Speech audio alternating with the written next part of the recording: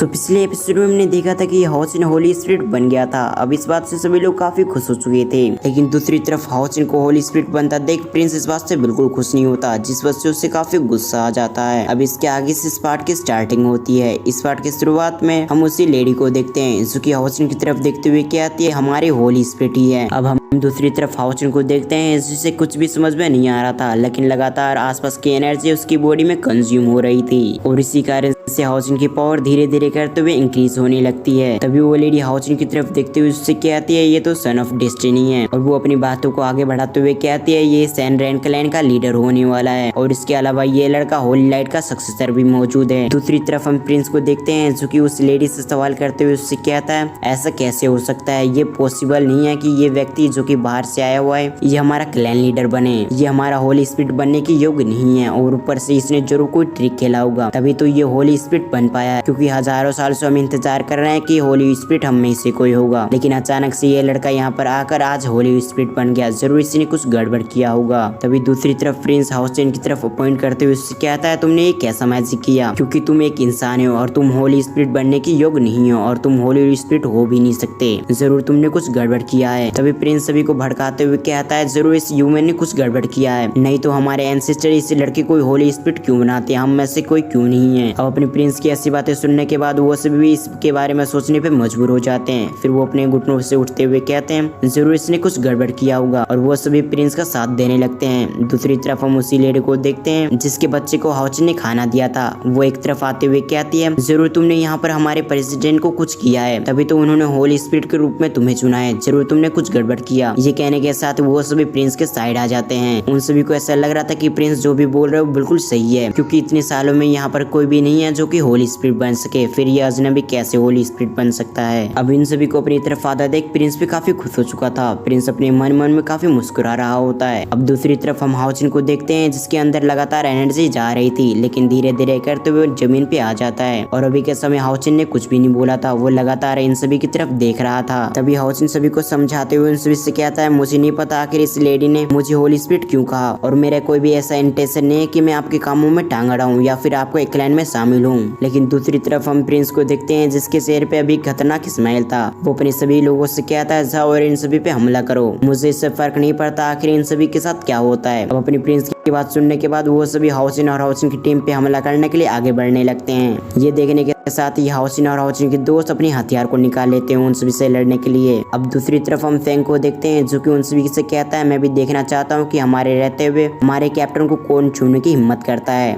अब उसकी बातों पे सहमति जताते हुए शायर भी कहती है मैं भी देखना चाहती हूँ कि हमारे कैप्टन को कौन छूने की हिम्मत करता है। और फिर वो प्रिंस की बहन से कहती है इस मामले में आपका क्या कहना है। दूसरी तरफ हम प्रिंस को देखते हैं जो कि अपने सभी लोगों को रुका देख काफी गुस्से में आ चुका था, इसीलिए वो अपने वेपन्स को निकालते हुए हाओचिन पे हमला करने के लिए बढ़ने लगता है, लेकिन तभी एक हंटर आकर उसके स्वॉर्ड को ऐसा करने से रोक देती है। हम देखते हैं ये और कोई नहीं बल्कि प्रिंस की बहन थी। अब अपनी बहन की ऐसी बातें सुनने के बाद प्रिंस उससे कहता है बहन आप ये क्या कर रही हैं। अब उसकी ऐसी बातें सुनने के बाद प्रिंसेस उससे कहते हैं तुम चुप हो जाओ और तुम थोड़ी देर के लिए शांत हो जाओ, तुम मेरे रहते हुए उन सभी को चोट नहीं पहुंचा सकते।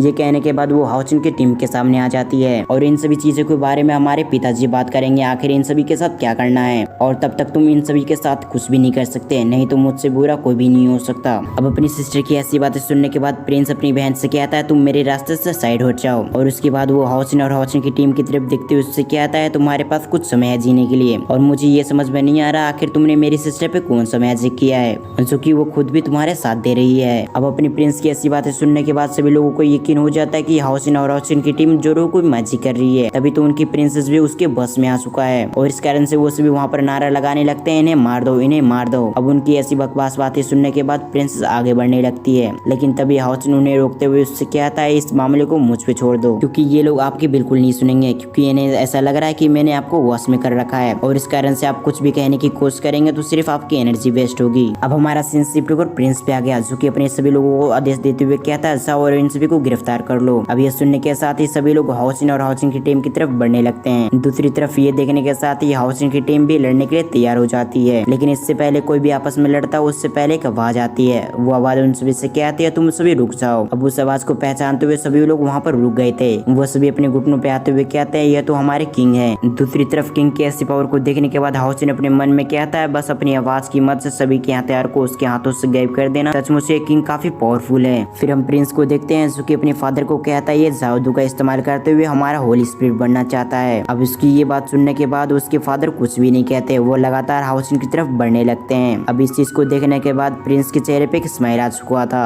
अब हम किंग को देखते हैं जो कि हाउसिन के पास आते हुए उससे सवाल करता है क्या तुम ही हो हमारे होली स्पिरिट। अब इस बात का जवाब देते हुए हाउसिन अपनी मुंडी को हाँ में हिलाता है। अब हाउसिन का हाँ सुनकर वो किंग कहता है ये तो काफी अच्छा है, तुम मेरे साथ आओ। अब किंग की बात मानते हुए हाउसिन उससे फॉलो करने लगता है। किंग आगे बढ़ते हुए हाउसिन से कहता है मैंने एक्सपेक्ट नहीं किया था कि हमारे पुजारी तुम्हें होली स्पिरिट चुनेंगे क्योंकि तुम एक ह्यूमन हो, और मैंने ये एक्सपेक्ट नहीं किया था कि हमारा क्लैन का होली स्पिरिट एक ह्यूमन होगा। फिर किंग हाउसिन को एक रिंग दिखाते हुए उससे कहता है ये आपका मार्गदर्शन करेगा और इसके साथ ही आपको एक टेस्ट देना होगा जिसके बाद ही आप हमारे होली स्पिरिट बन सकेंगे। और मुझे ये भी पता है कि आप यहाँ पर क्यों आए हैं, लेकिन मैं आपकी किसी भी तरह से सहायता नहीं कर सकता। फिर वो इस बात को काटते हुए हाउसिन से कहते हैं जो भी इस रिंग को पाता है वो सन ऑफ डेस्टिनी बन जाता है, जिस वजह से अगर तुम्हें बनना है तो तुम्हें सबसे पहले इस रिंग को हासिल करना होगा और साथ ही साथ तुम्हारे साथ प्रिंस भी जाएगा जो कि तुम्हें रोकने की पूरी कोशिश करेगा। इसलिए अगर तुम्हें सन ऑफ डेस्टिनी बनना है तो तुम्हें इस रिंग को हासिल करना होगा। अब दूसरी तरफ हम प्रिंस को देखते हैं जो कि इस वजह से काफी खुश हो चुका था क्योंकि इस रियलम के अंदर प्रिंस और हाउसिन के अलावा कोई भी नहीं होगा और इस मौके का फायदा उठाकर प्रिंस उसे खत्म भी कर सकता है। इसलिए वो अपने मन में कहता है मैं कुछ भी करते हुए इस रिंग को हासिल कर ही लूंगा और मौका देखते हुए इस लड़के को भी खत्म कर दूंगा। अब हमारा सीन शिफ्ट होकर अरेना के अंदर आ जाता है जहाँ पर हम देखते हैं हाउसिन और दूसरी तरफ प्रिंस था। प्रिंस हाउसिन की तरफ देखते हुए उससे कहता है तुम इस रिंग को हासिल नहीं कर सकते, इसलिए तुम्हारे लिए यही अच्छा होगा कि तुम यहाँ से पीछे हट जाओ। दूसरी तरफ हम हाउसिन को देखते हैं जो कि होली स्पिरिट नहीं बनना चाहता था और ना ही वो सन ऑफ डेस्टिनी बनना चाहता था, लेकिन उससे पता था कि ये प्रिंस अपने लोगों को रास्ता नहीं कर सकता। इसलिए वो अपने मन में कहता है मुझे इन लोगों के लिए सन ऑफ डेस्टिनी बनना ही होगा, नहीं तो ये प्रिंस खुद तो मरेगा ही और अपने लोगों को भी मार देगा। ये सोचते हुए हाउसिन भी अपनी स्वॉर्ड को बाहर निकाल लेता है। अब दूसरी तरफ हम प्रिंस को देखते हैं जो कि इस वजह से काफी गुस्से में आ जाता है और इस वजह से वो हाउसिन पे लगातार हमला करने लग गया। लेकिन दूसरी तरफ हम हाउसिन को देखते हैं जो कि उसके हर अटैक को डॉज करते हुए उस पे हमला कर रहा था। अब दूसरी तरफ हम अरीना के बाहर देखते हैं जहाँ पर हाउसिन के दोस्त हाउसिन के लिए चेयर्स कर रहे थे जबकि प्रिंस के लोग प्रिंस के लिए चेयर कर रहे थे क्योंकि उन्हें ऐसा लग रहा था कि हाउसिन ने इन पे मैजिक किया है और उनके प्रिंस से ज्यादा शक्तिशाली यहाँ पर कोई भी नहीं। और इसी गलतफहमी के साथ हमारा ये पार्ट यहाँ पर एंड होता है। अब अगर आपको एक्सप्लेनेशन अच्छी लगी हो तो वीडियो को लाइक करके चैनल को सब्सक्राइब करें, इसके साथ साथ बेल आइकन कॉल पे प्रेस करना ना भूलें। तो फिर मैं मिलता हूँ किसी और वीडियो में, जब तक ले थैंक्स फॉर वॉचिंग।